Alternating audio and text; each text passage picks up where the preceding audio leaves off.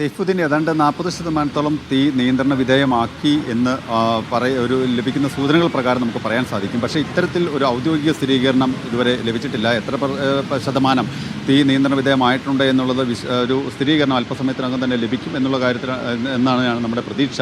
എന്തായാലും ഈ തീ അണയ്ക്കാനുള്ള ശ്രമം ഇപ്പോഴും തുടരുകയാണ്. കോസ്റ്റ് ഗാർഡിൻ്റെ 3 കപ്പലുകളാണ് ഈ തീ അണയ്ക്കാനുള്ള ശ്രമം നടത്തിക്കൊണ്ടിരിക്കുന്നത്. എന്തായാലും ഈ രക്ഷാപ്രവർത്തനം നടത്തുന്നവർക്ക്, ഈ ദൗത്യം തുടരുന്നവർക്ക് ആ കപ്പലിന് അടുത്തേക്ക് ചെല്ലാനാകുന്നില്ല എന്നുള്ളതാണ് ഏറെ പ്രധാനപ്പെട്ട ഒരു കാര്യം. ഇപ്പോഴും ഈ തീ വളരെ ശക്തമായ രീതിയിൽ തന്നെ തീ പടരുന്നുണ്ട്. ഒപ്പം തന്നെ സ്ഫോടനങ്ങൾ നടക്കുന്നുണ്ട്. കണ്ടെയ്നറുകൾക്കുള്ളിൽ വിഷമയമുള്ള വസ്തുക്കൾ ഉണ്ട്. ഒപ്പം തന്നെ പൊട്ടിത്തെറിക്കാൻ സാധ്യതയുള്ള വസ്തുക്കൾ ഉണ്ട്. മാത്രമല്ല ഈ കപ്പൽ ഏതാണ്ട് 10 ഡിഗ്രി മുതൽ 20 ഡിഗ്രി വരെ ചെരിഞ്ഞ ഒരു അവസ്ഥയിൽ തന്നെയാണ് ഇപ്പോഴും ഉള്ളത്. അതുകൊണ്ട് തന്നെ കൂടുതൽ കണ്ടെയ്നറുകൾ കടലിലേക്ക് വീഴാനുള്ള ഒരു സാധ്യത കൂടി കാണുന്നുണ്ട്. കടലിൽ വീണ കണ്ടെയ്നറുകൾ ഒഴുകി നടക്കുകയും ചെയ്യുന്നുണ്ട്.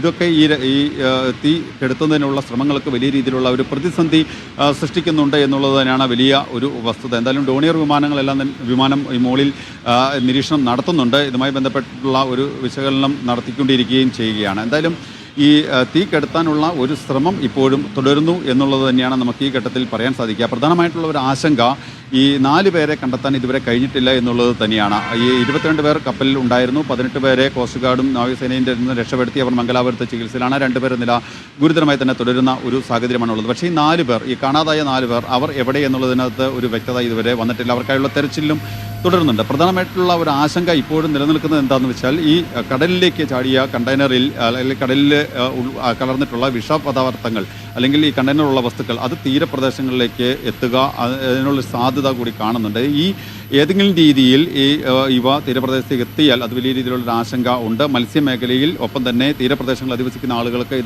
ഇതുമായി ബന്ധപ്പെട്ടുള്ള ഒരു ആശങ്കയും ഭീതിയും എല്ലാം തന്നെ നിലനിൽക്കുകയാണ്. ഇതുമായി ബന്ധപ്പെട്ട് ചില വിവാദങ്ങൾ കൂടി ഉയരുന്നുണ്ട് എന്നുള്ളത് തന്നെയാണ് വസ്തുത. തുടർച്ചയായി 2 കപ്പൽ അപകടങ്ങൾ ഈ കേരള തീരപ്രദേശത്ത് ഉണ്ടാകുന്നു. ഇതുമായി ബന്ധപ്പെട്ടുള്ള നിയമ നടപടികളോ അല്ലെങ്കിൽ ഇതുമായി ബന്ധപ്പെട്ട കപ്പൽ കമ്പനികൾക്കെതിരെ കേസ് എടുക്കുക തുടങ്ങിയ നഷ്ടപരിഹാരം ലഭ്യമാക്കുന്ന അടക്കമുള്ള കാര്യങ്ങൾ അതിലേക്ക് നീങ്ങാൻ സംസ്ഥാന സർക്കാർ തയ്യാറാകുന്നില്ല, വിമുഖത കാണിക്കുന്നു എന്നുള്ളൊരു ഗുരുതരമായിട്ടുള്ള ആരോപണം നേരത്തെ തന്നെ പ്രതിപക്ഷം ഉന്നയിക്കുകയും ചെയ്തിട്ടുണ്ടായിരുന്നു. കേന്ദ്ര സംസ്ഥാന സർക്കാരുകളുടെ രക്ഷിച്ചെടുക്കാനുള്ള ദൗത്യം ആണിപ്പോൾ നാവികസേനയും കോസ്റ്റ് ഗാർഡും ഒക്കെ നടത്തുന്നത്. ഇപ്പോൾ 20% ചരിഞ്ഞിട്ടുണ്ട് എന്നുള്ളതാണ് ഏറ്റവും പുതിയ വിവരങ്ങൾ. ഈ മേഖലയിലെ വിദഗ്ധരൊക്കെ നൽകുന്ന വിവരമനുസരിച്ച് ഇനിയും എത്ര കൂടി ചരിഞ്ഞാൽ ഈ കപ്പലും മുങ്ങിത്താഴാനുള്ള സാധ്യതയാണുള്ളത്. അതിൽ നിന്നും അതിനെ രക്ഷിച്ചെടുക്കാൻ എത്ര കണ്ട് ശ്രമങ്ങൾ നടത്താൻ ഇപ്പോഴത്തെ രക്ഷാപ്രവർത്തകർക്ക് സാധിക്കും?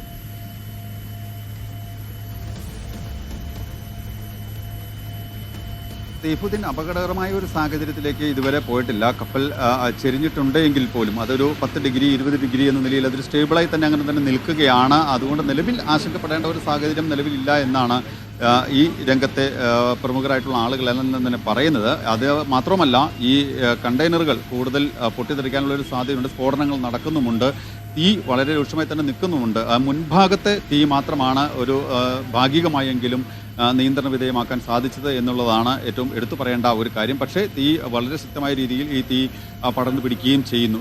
ശക്തമായ ചൂട്, കനത്ത പുക, അതുപോലെ തന്നെ ഈ തീ പടർന്നു പിടിക്കുന്നു എന്നുള്ളത് കൊണ്ട് ഈ കണ്ടെയ്നറുകൾ കടലിലേക്ക് ചാടാനുള്ള ഒരു സാധ്യത ഉണ്ട്. ഇതെല്ലാം മുൻകൂട്ടി കണ്ടുകൊണ്ട് തന്നെ ഈ ദൗത്യത്തിൽ ഏർപ്പെട്ടിരിക്കുന്നവർക്ക് കപ്പലിലേക്ക് അടുക്കാൻ പറ്റുന്നില്ല എന്നുള്ളതാണ് വലിയൊരു വെല്ലുവിളിയെ തന്നെ നിൽക്കുന്ന ഒരു കാര്യം. എന്തായാലും ഈ പരമാവധി കപ്പൽ മുങ്ങാതെ തന്നെ ഈ തീ അണയ്ക്കുക എന്നുള്ള ആ ഒരു കടമയിലേക്ക് കടക്കാനുള്ള ഒരു ശ്രമമാണ് കോസ്റ്റ് ഗാർഡ് നടത്തുന്നത്. നാവികസേനയുടെ സഹായവും ഈ കാര്യത്തിൽ ഉണ്ട്. നിലവിൽ നാവികസേനയുടെ ആ ഭാഗത്തുണ്ടായിരുന്ന കപ്പലുകളെല്ലാം തന്നെ ഈ മറ്റ് അപകടം നടന്ന എൽസ കപ്പൽ അപകടം നടന്ന സ്ഥലത്തേക്ക് അങ്ങോട്ട് നീങ്ങിയിട്ടുണ്ട്. എന്തായാലും കോസ്റ്റ് ഗാർഡിൻ്റെ കൂടുതൽ കപ്പലുകൾ കൂടി വരും ദിനങ്ങളിൽ അവിടേക്ക് എത്താനുള്ള ഒരു സാധ്യത കൂടി കാണുന്നുണ്ട്.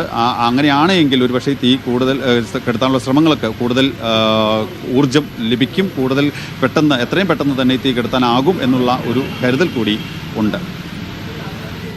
എന്തായാലും തീ അണയ്ക്കണം. ആദ്യം കപ്പൽ മുങ്ങാതെ നോക്കണം. കപ്പലിൽ അപകടകരമായ വിഷാംശ വസ്തുക്കൾ കടലിൽ കലരാതെ നോക്കണം. അങ്ങനെ വലിയ വെല്ലുവിളിയും ടാസ്കുമാണ് ഇപ്പോൾ ദൗത്യത്തിൽ ഏർപ്പെട്ടിരിക്കുന്ന നാവികസേനയുടെയും കോസ്റ്റ് ഗാർഡിന്റെയും ഒക്കെ മുന്നിലുള്ളത്. അതെത്ര കണ്ട് വിജയകരമാകുമെന്ന് കാത്തിരുന്നു കാണാം. സിജോയാണ് വിശദാംശങ്ങൾ നൽകിയത്. സിജോ, സിജോ തുടരുക. സിജോ, ഇതിപ്പോൾ ഇതിനകത്തെ കണ്ടെയ്നറുകൾ 25 കണ്ടെയ്നറുകളോളം കടലിലേക്ക് വീണു എന്നതായിരുന്നു നേരത്തെ പുറത്തു വന്നിരുന്ന വാർത്തകൾ. ഇപ്പോൾ ഒരു ഭാഗത്തേക്ക് കൂടുതൽ ചെരിയുന്തോറും കൂടുതൽ കണ്ടെയ്നറുകൾ കടലിലേക്ക് വീഴാനുള്ള സാധ്യതയുണ്ട്. ഈ കണ്ടെയ്നറുകൾ എത്ര വേഗത്തിൽ കേരള തീരത്തേക്ക് വരാനുള്ള സാധ്യതയാണ് ഇപ്പോൾ ഈ മേഖലയുള്ള ആളുകൾ പ്രവചിക്കുന്നത്? ആ നിലക്ക് കേരള തീരത്ത് ഇപ്പോൾ ഏറ്റവും അടുത്ത് ബേപ്പൂരോ അഴീക്കലൊക്കെയാണുള്ളത്. ഏത് മേഖലയിലേക്ക് എത്താനുള്ള സാധ്യതയാണുള്ളത്? അതിൻ്റെ